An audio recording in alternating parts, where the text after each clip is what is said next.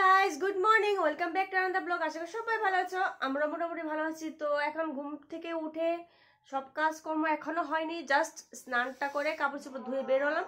তো এখন বাজছে বেলা 10:30। এই যে আমাদের বাবা সোনা এখনো ঘুমাচ্ছে, দেখতে পাচ্ছ।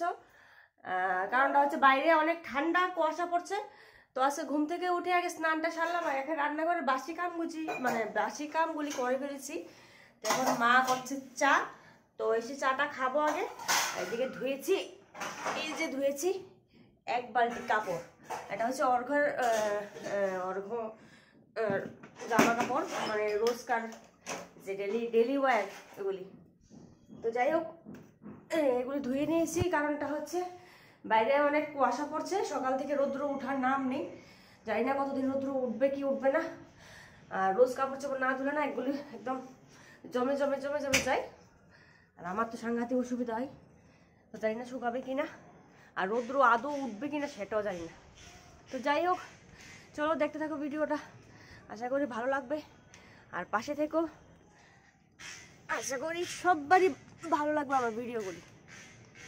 তো চলো আগে কাপড়গুলোকে মেলে নিচ্ছি, তারপরে বলছি তোমাদের সঙ্গে কথা। এই দেখতে পাচ্ছ ওয়েদার, এক ফোঁটা রৌদ্র নেই, দেখতে পাচ্ছ?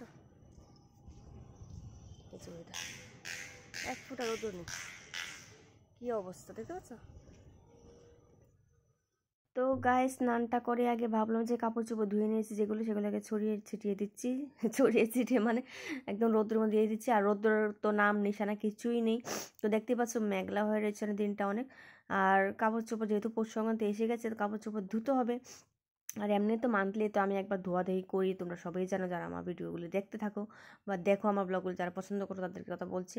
তো যাই হোক, তো ঘুম থেকে উঠে স্নানটা সেরে আগে কাপড় চোপড় ধুয়ে নিলাম। তো ওই রোজকার দিনের কাপড় চোপড়। আর এখানে এসে দেখছি 11:30 বাজে, অর্ঘ এখানে ঘুমাচ্ছে, মানে এখনও ঘুমাচ্ছে। তো অর্ঘ হয়ে গেছে বেলে মাথার 4 আনা। তো সেটা কেন হয়েছে বলছি, সেটা হচ্ছে অনেক বড় ঘটনা। বাবা ছেলের মধ্যে দ্বন্দ্ব বেঁধেছে, যে ছেলে চুল কেটেছে, তো বাবা বলছে চুল কাটা হয়নি। তো বাবা নিয়ে আবার চুল কেটে দিয়েছে। তো ওর অর্ঘ সেটা পছন্দ হয়নি, তার জন্য ও কী করে জানো তো, জিদে একদম এতটা জিদ উঠেছে ওর। তো ও গিয়ে একদম বেল মাথা 4 আনা হয়ে গেছে।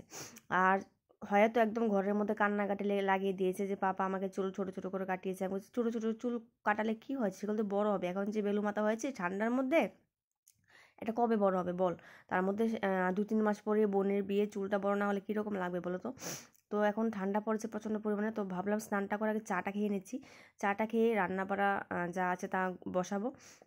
আর এদিকে বাবার ছেলের মধ্যে এত মানে ঝগড়াঝাটি দেখে না আমার তো মনটা একদমই খারাপ হয়ে গেছে। তো গতকালকে কথা বলছিলাম সেটা। তো এই চাটা খেয়ে একটু গেলাম ওর বাড়িতে, গিয়ে দেখি বনু আমার জন্য মিনি কিচেনের জন্য চুলাটা অনেকজন বানিয়েছে, বাট কারোরটাই হচ্ছে না। তো বনু বলছে যে আমি চল ট্রাই করে দেখি হয় কি না। তো আমি আবার স্ক্রিনশট দেখালাম যে দেখ এরকমভাবে হচ্ছে। তো বনু বলছে ঠিক আছে দেখি না ট্রাই করা হয় কি না। তো দেখি লাস্ট পর্যন্ত আমার মিনি কিচেন কবে রেডি হবে সেটাও আমার জানা নেই। তো মিনি কিচেনের জন্য মিনি চুলাটা জানি না কবে রেডি হবে সেটাও আমার জানা নেই। আর আদৌ বনু বানাতে পারবে কিনা সেটাও জানা নেই। তো যাই হোক, দেখা যাক কতটুকু বানাতে পারে ও। তো এদিকে এসে আবার রান্নাবাড়া বসিয়ে দিলাম। তো রান্নাবাড়ার মধ্যে কী করছি চলো দেখে নাও তোমরা। তো এখানে ডাল বানিয়েছি, ধনেপাতা দিয়ে ডাল। আর এখানে মাছের ঝোল, একটা কি মাছ বলে জানা নেই আমার, আর সামুদ্রিক মাছ বলে। দেখতে পাচ্ছ ক্যামেরাটা একদম ব্লার হয়ে গেছে, তর্ক ক্যামেরাটা করছিল। এই মাছগুলো আমার একদমই ভালো লাগে না, শ্বশুরবাড়ির থেকে দিয়ে গেছে, তো রান্না করেছি। আর এখানে করছি ক্যাপসিকাম বড়া। তো ওর ঘর আমার জন্য, মা তো খাবে না ভাজা পোড়া, আর ওর পাপাও খায় না। তো আমার জন্য আর ওর জন্য বানিয়ে নিলাম। আর এখানে দেখতে পাচ্ছ মাছের ঝোল বানিয়েছে, 2 পেঁয়াজি বানিয়েছে, ঠিক আছে। আর ভাত তো হয়ে গেছে গরম গরম। আর ভাতটা একটু দেরি করে রান্না করি এখন। আর ডালটা আমি সবসময় লাস্টে দেখে ফোড়নটা দিই, কারণটা হচ্ছে গরম গরম ডাল, মানে ডালটা ফোড়ন দিয়ে দিলে দেখবে একদম লাস্টে, মানে খাওয়ার সময় যদি আবার গরম করি সেটা টেস্টটা মানে আমার কাছে ভালো লাগে না। তার জন্য আমি যখন খাবারটা মানে বাড়ি, তখনই খাবারের সময়ই আমি ডালটা ফোড়ন দিই। আর সবজি যাই রান্না করি না কেন সবসময় তো আমার গরম করতেই হয়, তার জন্য আমি কড়াইয়ের মধ্যে রেখে দিই। তা আবার খালি করে অন্য গামলার মধ্যে নেই না আমি। তো অনেকগুলি মাছ আছে, তো সেটাকে বলে কাজল মাছ, আবার অনেকে বলে কি মাছ জানি না। তো লাস্টে ধনিয়া পাতা একটু দিয়ে দিলাম, জানি না ফ্লেভার ভালো হবে কিনা সেটার জন্য। তো আমার কাছে একদমই ভালো লাগে না এই মাছটা। তো কারোর কাছে ভালো লাগে না, শ্বশুরবাড়িতে সবাই ভালোবাসে তার জন্য নিয়ে আসে। তো রান্না করে দেখি কীরকম লাগে। তো যাই হোক, স্বাদই হয়েছিল, খারাপ হয়নি।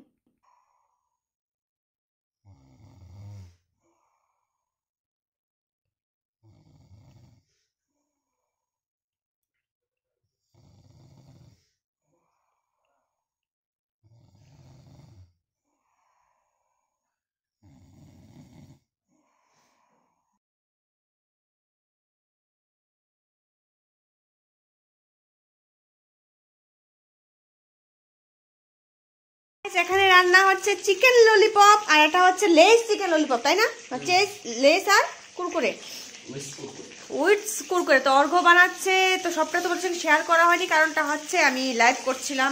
আর এখানে হচ্ছে চিলি চিকেন। চিলি চিকেন কালারটা দেখো, চিকেনগুলো একদম জ্বলিয়ে পুড়িয়ে দিয়েছে অর্ঘ্য। অর্ঘ্য একদম জ্বলিয়ে পুড়িয়ে নিয়েছে চিলি চিকেনটা, মানে চিকেনটা একটার মধ্যে হলদি দিয়েছি, দেওয়া যায় কিনা জানি না, আমি তো দিয়েছিলাম সেদিন একটু, তো কালারটা সুন্দর এসছে, বাট ওটার মধ্যে না ওটা বেশি দিয়ে দিয়েছে, মানে চিকেনটা একটু বেশি ভাজা হয়ে গেছে। আর এখানে ললিপপ হচ্ছে, আর এখানে ব্রেস্টের কিছু পিস আছে, এগুলি হবে। তো এগুলো আমরা খাবো কে কে, এখানে অর্ঘ্য খাবে, এখানে খাবে এই যে আমার ছোট্ট সোনা একটা খাবে, আর এখানে হচ্ছে ম্যাগি। তো আজকে কি খাওয়া হচ্ছে গো? আজকে কি কি? চিকেন চিকেন চিকেন, আর কি চিকেনের সঙ্গে কি হবে? এদিকে তাকিয়ে বল না একটু।